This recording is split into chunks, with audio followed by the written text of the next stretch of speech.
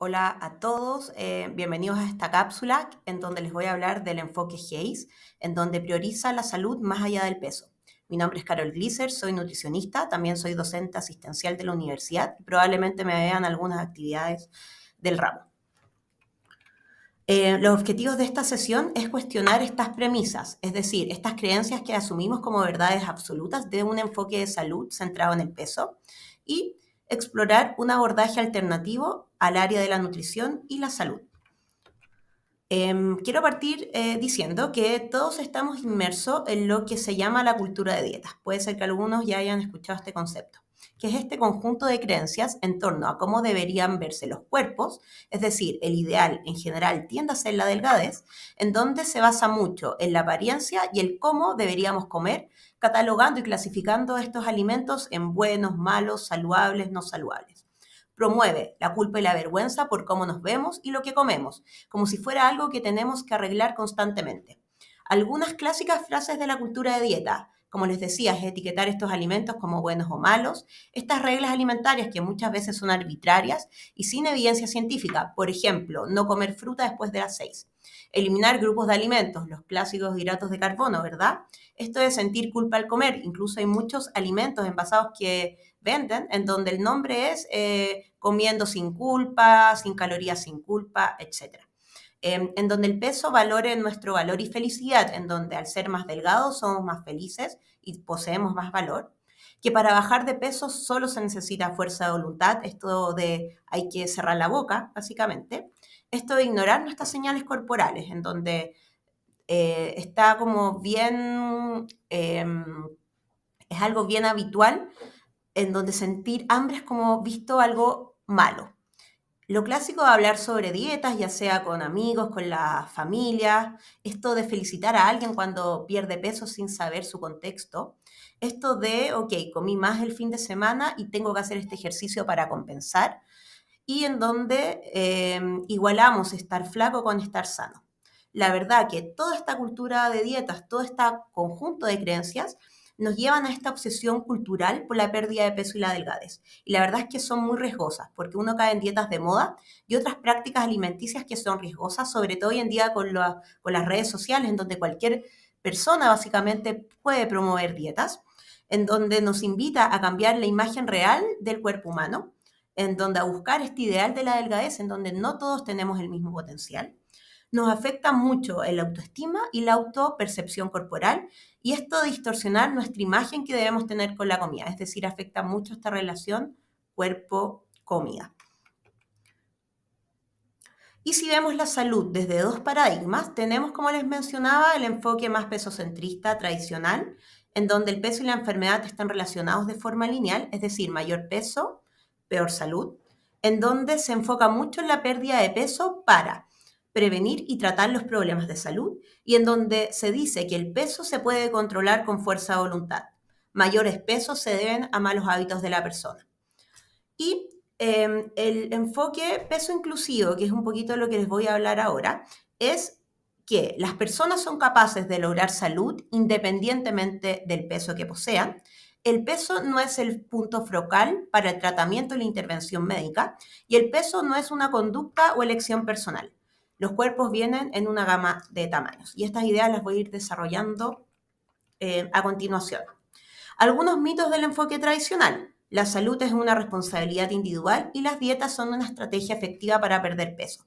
Y vamos a ver qué es lo que dice la evidencia. Primero, yo siempre muestro esta gráfica que habla sobre los determinantes en salud. Si uno se fija, un tercio de nuestra salud depende de nuestras conductas individuales. Aquí entra la alimentación, la actividad física, pero la verdad es mucho más que eso. Es si existe algún consumo de sustancias, tabaco, alcohol, cómo dormimos, un montón de otras conductas. Un 24% depende de circunstancias sociales, ¿ya? Es decir, escapan de nuestro control. Un 22% también depende de nuestra genética y biología. Y si ustedes agrandan esta gráfica, el peso se encontraría por acá. Un 11% depende del acceso a servicios médicos y un 7% depende del medio ambiente. Es decir, solamente un 30%, un poquito más, depende de nosotros, es decir, nuestras conductas individuales. Cuando nosotros vemos el enfoque tradicional, vemos que el aumento de peso se debe a un desequilibrio del balance energético, en donde la ingesta es mayor que el gasto, y eso nos lleva a mayores pesos, en donde se mide mucho por índice de masa corporal. El enfoque peso inclusivo es esta misma gráfica o nuestro mismo dibujo que les mostré arriba, pero aquí al medio dice el balance energético, pero si ustedes se fijan es algo mucho más complejo, es algo mucho más complejo. En el fondo, el balance energético está regulado por más de 130 variables. De hecho, si a alguien le interesa, yo les puedo enviar este documento que tiene más de 150 páginas, en donde explica punto por punto, en donde el peso está determinado en un 70-80% por los genes, es decir, algo que nosotros no podemos modificar a voluntad. Y además, el peso corporal también resulta de complejas interacciones de genes, factores fisiológicos, experiencias a lo largo de nuestro ciclo vital y también hasta exposición al ambiente y también hacia nuestro acceso socioeconómico. Por eso esto es algo mucho más complejo de lo que parece. Si nos vamos a la evidencia y cuál es la efectividad de los tratamientos en la obesidad y nos vamos a las dietas, en el fondo restrictivas, vemos que tienen una alta prevalencia de falla. Es decir, si vemos este gráfico, vemos esta tabla, vemos que a los 6 meses es donde más se logra la pérdida de peso. Sin embargo, la mayor del peso perdido se recupera en un rango de peso entre 2 o 5 años e incluso antes. Entre 1/3 a 2/3 de las personas que pierden un peso considerable con un programa de pérdida de peso, recuperan más del peso perdido en un rango de peso de 2 y 5 años. Y la verdad es que si uno se va como a la tasa de fracaso, vemos que es alrededor de un 95%. Y también si nos vamos a los estudios, vemos que hacer dietas se asoció a mayor riesgo de sobrepeso y de atracones. ¿Ya? Por lo tanto, las dietas no es solo que no funcionan en el largo plazo, sino que además causan daño, generan frustración, miedo a volver a consultar y finalmente peor salud. Además, producen peor imagen corporal y autoestima y fomentan conductas de riesgo y pueden predisponer a un trastorno de la conducta alimentaria. Estos datos son bastante como alarmantes, pero un niño tiene 242 veces más riesgo de desarrollar un TCA que una diabetes tipo 2. Es decir, muchas veces estamos tan enfocados en las enfermedades crónicas no transmisibles que se nos olvidan los trastornos de la conducta alimentaria que cada vez son más prevalentes en nuestra población. Y también es importante que un 95% de los trastornos de la conducta alimentaria comienzan con una dieta. Incluso nosotros como nutricionistas podemos gatillarlos. Por lo tanto, tenemos que ser muy cuidadosos con nuestro lenguaje. Y esta frase a mí me parece súper potente, que dice que prescribimos a las personas gordas lo que diagnosticamos como un TCA en las personas delgadas. Es decir, que las indicaciones que nosotros demos no dependan del tamaño del cuerpo. ¿Ya? Por lo tanto, parece ser que los programas de manejo de peso enfocados en individuos son ineficaces para, en el fondo, lograr una pérdida de peso mantenida en el tiempo o mejorías en salud. Y paradójicamente, en el largo plazo, resultan en un aumento de peso para la mayoría de las personas. Si uno se pone a analizar, no necesitamos otra dieta, probablemente necesitamos un cambio de paradigma, un cambio de mirada. Existe la diversidad corporal y podemos cambiar los hábitos sin centrarnos en el peso de las personas, ¿ya?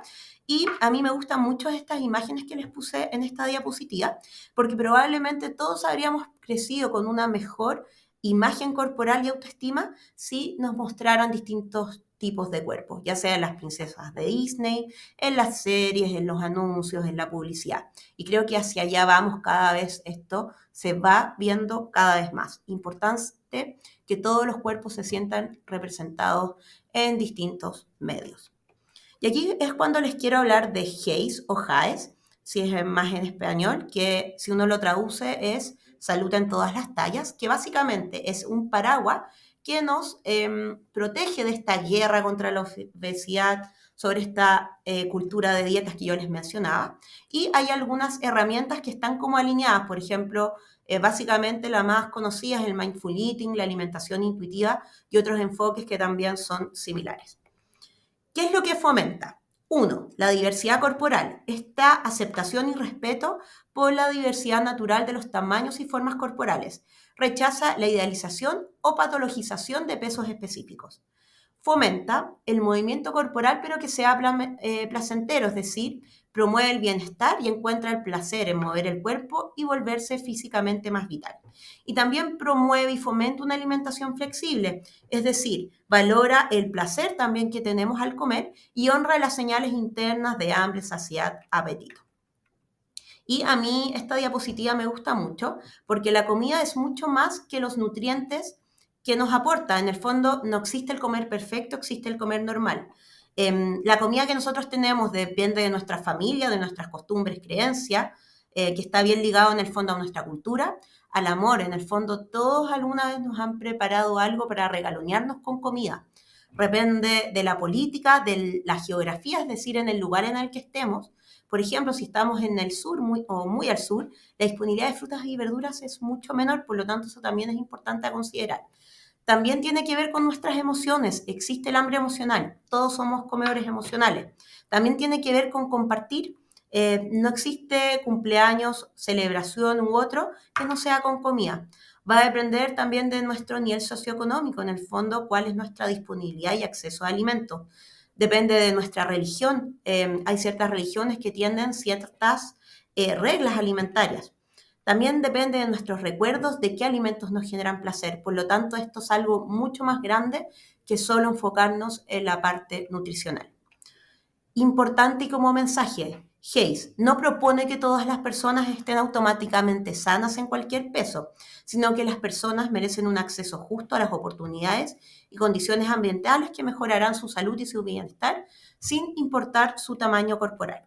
¿Ya? Y un poquito compartiéndoles lo que muestra la evidencia científica, es que mejora marcadores metabólicos, en el fondo, que es lo que nosotros buscamos en nuestras atenciones, aumenta el apego a conductas de salud, en el fondo mejora mucho la adherencia, disminuye la incidencia de atracones, mejora el bienestar emocional, disminuye la incidencia de depresiones y mejora la autoestima. En el fondo también está muy ligado a la salud mental. En niños y adolescentes se ha visto que mejora la imagen corporal, la autoestima y las actitudes alimentarias, es decir, se ve algo similar a lo que se observa en estudios en adultos. Algunas reflexiones como finales. Como profesionales de la salud, ¿queremos población más sana o población más delgada? Indaguemos y fomentemos hábitos saludables y no cuerpos. El número de la balanza no determina el salud ni el valor como persona, que no nos impida vivir la vida plenamente. Y que, ojo, no podemos inferir nada acerca de los hábitos, ya sea alimentarios, de movimiento o ejercicio, con solo mirar a una persona. ¿Ya? Así que espero que sirvan estas reflexiones finales y les haya gustado esta cápsula sobre Hayes.